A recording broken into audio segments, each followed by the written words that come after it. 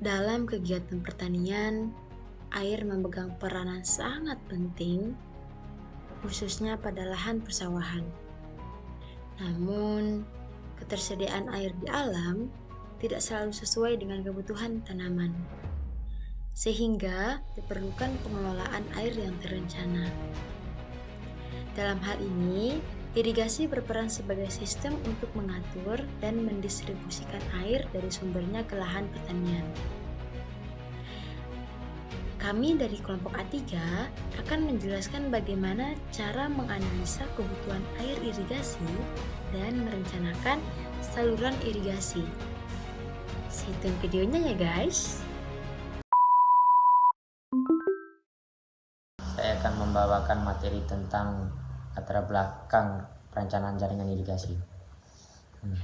Kebutuhan air merupakan kebutuhan dasar bagi kehidupan dan berbagai aktivitas manusia, mulai dari kebutuhan dasar hingga irigasi pertanian dan pembangkit listrik. Seiring pertumbuhan populasi, tuntutan akan air semakin tinggi, namun ketersediaannya cenderung menurun, menuntut efisiensi dalam penggunanya. Sebagai negara agraris, Indonesia sangat bergantung pada ketersediaan air yang fluktuatif akibat pengaruh musim dan tantangan distribusi ke lahan yang jauh dari sumber mata air. Oleh karena itu, perencanaan jaringan irigasi yang sistematis dan memenuhi persyaratan teknis menjadi sangat krusial untuk memastikan pasokan air yang berkelanjutan, mendukung sektor pertanian, dan pada akhirnya meningkatkan hasil panen petani. Tujuan dari penyusunan tugas besar ini adalah 3 poin. Yang pertama, memenuhi kebutuhan air dan ketersediaan irigasi. Di sini mengetahui apakah jumlah air yang ada cukup untuk kebutuhan tanaman. Yang kedua, keseimbangan air atau water balance. Di sini menghitung air masuk dan keluar agar distribusi air irigasi efisien dan tidak kekurangan ataupun kelebihan. Yang ketiga, perencanaan jaringan irigasi. Di sini menentukan desain dan tata letak saluran irigasi agar air saluran dengan baik. Tahap pengerjaan analisis hidrologi, di mana di sini ada 7 tahap. Yang pertama yaitu pengumpulan data hujan dan data klimatologi. Yang kedua ada uji data. Yang ketiga analisis curah hujan daerah. Yang keempat ada analisis evapotranspirasi. Yang kelima ada perhitungan debit andalan atau ketersediaan air. Nah, yang keenam ada analisis kebutuhan air irigasi atau NFR. Yang terakhir ada neraca air atau water balance. Baik, di sini saya akan melanjutkan penjelasan mengenai data perencanaan. Data perencanaan. Data yang digunakan dalam perencanaan irigasi meliputi data klimatologi berupa data hujan harian dan data hidrologi dan pola tanam serta data jaringan irigasi. Adapun nama data dan jenis data pada perencanaan ini. Yang pertama adalah data hujan harian stasiun A, B, C tahun 1 sampai 10. Jenis data adalah data sekunder. Yang kedua adalah data klimatologi, yaitu jenis datanya juga itu data sekunder. Dan yang ketiga adalah data pola tanam. Jenis datanya juga adalah data sekunder.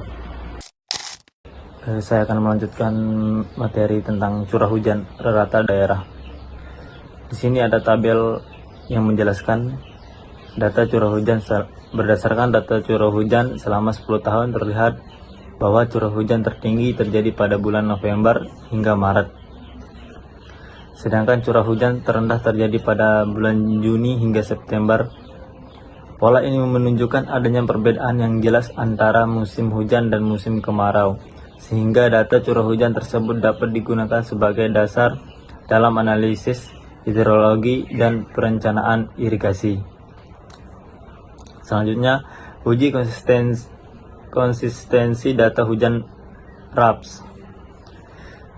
Dari hasil perhitungan uji konsistensi RAPS stasiun hujan A sampai C tahun pertama sampai tahun ke-10 semuanya konsisten.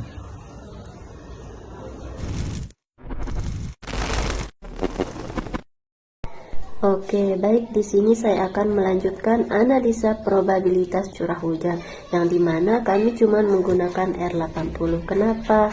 Karena jenis tanaman yang kami tanam adalah padi saja, sehingga kami menggunakan R80. Dan dari perhitungan probabilitas curah hujan efektif di samping, nilai probabilitas R80 terletak di antara nilai probabilitas 72,727% dan 81,818% dan diperoleh dari hasil interpolasi yaitu 130,2 mm.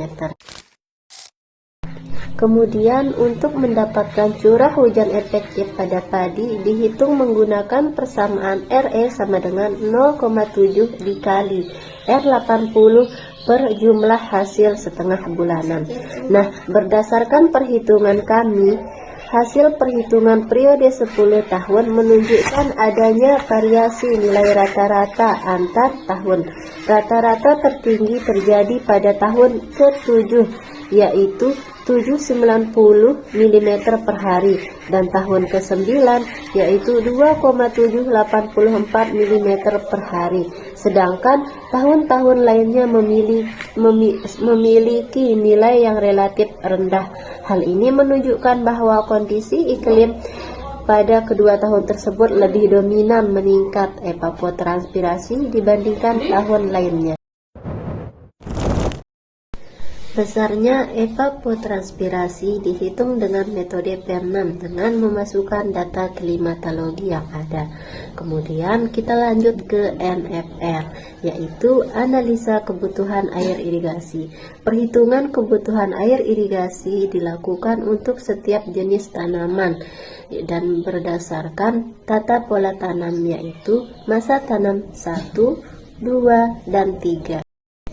Dan berdasarkan hasil perhitungan kebutuhan air irigasi atau NFR total pada tahun 1, kebutuhan air irigasi tertinggi pada periode musim kemarau, khususnya pada bulan Juni hingga Agustus, sedangkan kebutuhan air relatif lebih rendah pada musim hujan. Kemudian lanjut ke debit andalan, yang dimana nilai K adalah merupakan nilai ketentuan, begitupun dengan nilai C. Tapi nilai C ini berdasarkan jenis tanah. Kebetulan jenis tanah kami di sini adalah semak belura, sehingga kami menggunakan 0,75. Dan berdasarkan hasil perhitungan didapat Q80 tertinggi terjadi pada musim hujan, yaitu November hingga Desember, dan debit terendah pada musim kemarau, yaitu Juni hingga Agustus.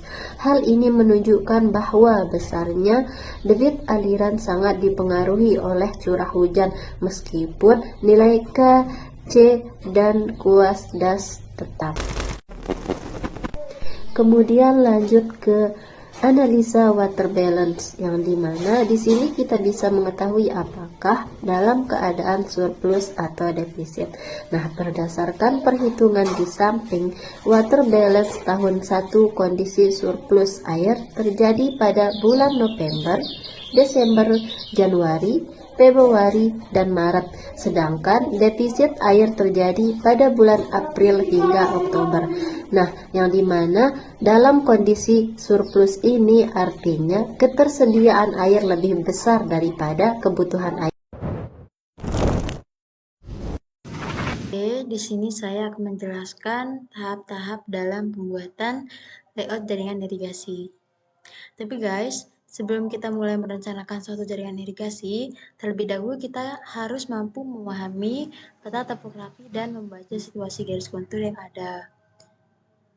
Selain itu, kita juga harus bisa membaca elevasi pada peta topografi.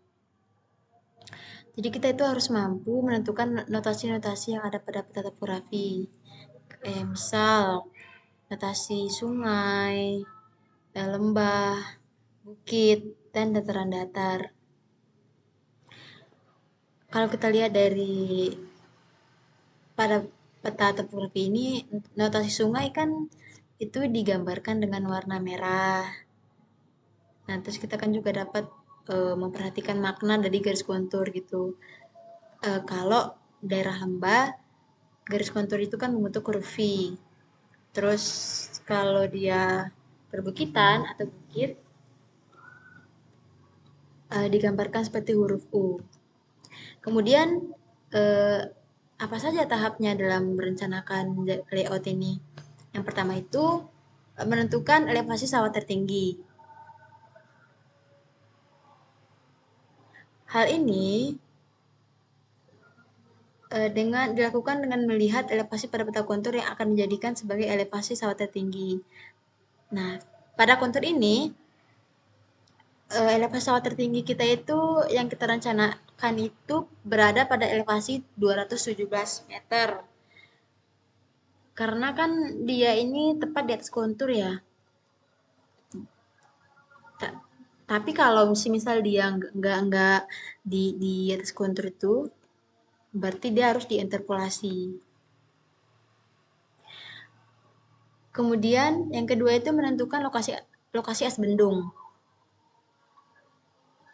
Dalam merencanakan lokasi bendung, elevasi sawah tertinggi harus diperhatikan karena bendung harus dibuat di atas elevasi sawah tertinggi agar seluruh petak sawah dapat tersuplai air irigasi. Tuh. Jadi di kontur ini, di peta ini, elevasi bendung itu di 252 meter. Kemudian merencanakan petak tersier. Jadi petak-petak tersier yang akan direncanakan dapat menggunakan luas antara 50 hingga 70 ha. Jalan dan batas desa itu dapat dijadikan sebagai pemisah antar petak-petak tersier. Kemudian tata warna atau mewarnai daerah yang tidak terairi gitu. Kalau berdasarkan KP01 dalam tata warna itu kalau warna biru itu untuk jaringan irigasinya. Warna merah itu untuk sungai dan jaringan pembuangan serta bangunan-bangunannya gitu. Kalau warna coklat itu untuk jaringan jalan. Terus kalau warna kuning itu untuk daerah yang tidak diairi. Kemudian yang warna hijau itu untuk pembatas kabupaten, kecamatan, desa, dan kampung.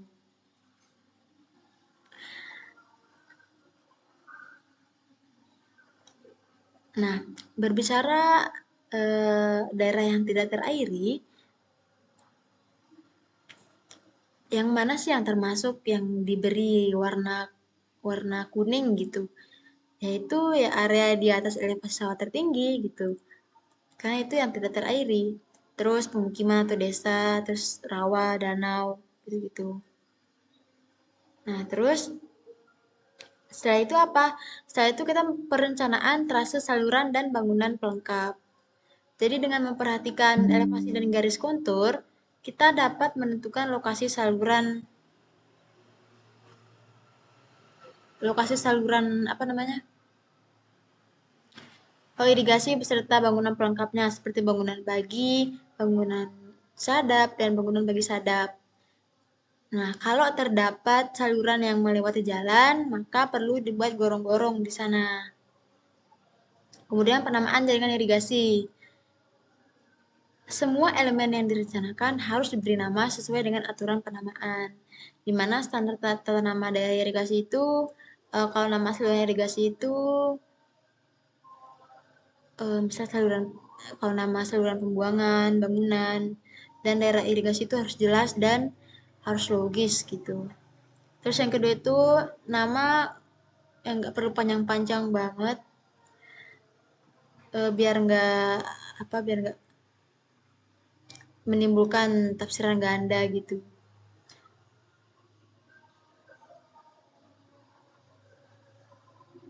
Terus setelah itu penamaan saluran dan bangunan. Ini saluran primer. Nah, kita kan beri nama apa namanya? RSP. RSP1 itu kan untuk ruas saluran primer 1. Kemudian kalau yang sekunder itu RSS1 ruas saluran sekunder 1.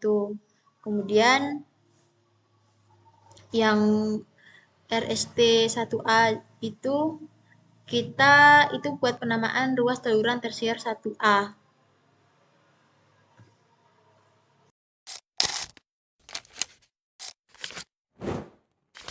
Yang selanjutnya adalah skema jaringan irigasi.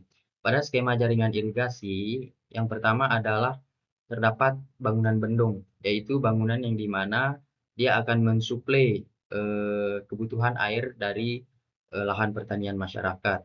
Lalu kemudian ada bangunan-bangunan saluran seperti saluran primer, saluran sekunder, dan saluran tersier. Nah, pada saluran primer atau saluran utama yang dimana dari segi elevasi dia berada di elevasi paling tinggi. Lalu dia juga paling dekat dengan bangunan bendung yang dimana dia akan mengalirkan air dari bendung ke saluran sekunder. Tetapi sebelum mengalirkan air ke saluran sekunder, dia terdapat bangunan bagi yang dimana bertujuan membagi aliran tersebut ke saluran-saluran yang ada, yaitu saluran sekunder 1, 2, dan seterusnya gitu loh. Lalu kemudian dari saluran sekunder akan mengalirkan air ke saluran tersier. Sebelum ke saluran tersier, dia terdapat bangunan sadap yang dimana dia akan membagi aliran tersebut ke saluran tersier dan ke petak sawah yang ada. Lalu ketika dia membagi aliran ke petak sawah yang ada, dia akan membagi sesuai dengan kebutuhan dari petak sawah tersebut. Di sini sudah terdapat keterangan yang dimana kebutuhan petak sawahnya itu akan berbanding lurus dengan luasannya, gitu loh. Sehingga terdapat keterangan, misalkan contohnya di P1G terdapat luasan petak sawahnya itu adalah 15,55 hektar. Lalu kemudian kebutuhan air yaitu 30 liter per detik. Jadi kebutuhan air itu berbanding lurus dengan luas petak sawahnya. Semakin luas petak sawah, maka kebutuhan air untuk petak sawah tersebut juga akan semakin besar. Sehingga nantinya bangunan bagi sadap ini dia akan menyesuaikan kebutuhan dari petak sawah tersebut. Assalamualaikum warahmatullahi wabarakatuh. Perkenalkan, nama saya Eko Novianto. Saya akan membawakan materi tentang kesimpulan perencanaan jaringan irigasi. 1. Kebutuhan air irigasi dapat dipenuhi berdasarkan hasil analisis hidrologi dan perhitungan kebutuhan air tanaman.